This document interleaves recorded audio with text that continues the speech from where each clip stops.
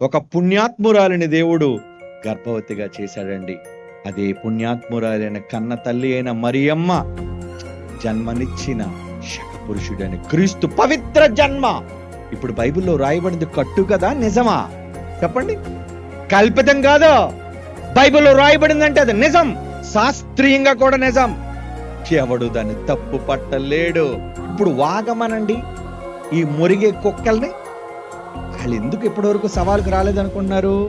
ఏమండి, అమ్మ బాబాయ్ వీడి దగ్గరికి వెళితే శాస్త్రీయంగాను ఎటు తిప్పో మనల్ని ముంచెత్తాడు, ఇందులో బాప్తిజం ఇచ్చేస్తాడని.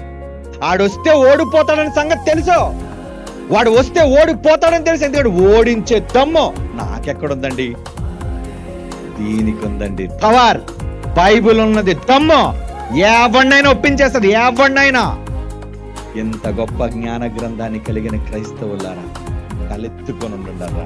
ఈ బైబిల్ని అవసరమైతే తల మీద పెట్టుకుంటారా. అంత గొప్పది ఇది, అంత మహోన్నతమైన గ్రంథం ఇది. మరలా చెప్తున్నాను, దీన్ని తప్పు పట్టే మగాడు మొనగాడు ఎప్పటి వరకు పొట్టలేదు. కూస్తున్నవన్నీ కుక్కలవి. మొరగడం కాదు, నిరూపించాలి. దానిని తప్పని నిరూపించే మొనగాడు పొట్టలేదు, భవిష్యత్తులో పొట్టడో. రాసి పెట్టుకోండి, అది బైబిల్కున్న గొప్పతనం.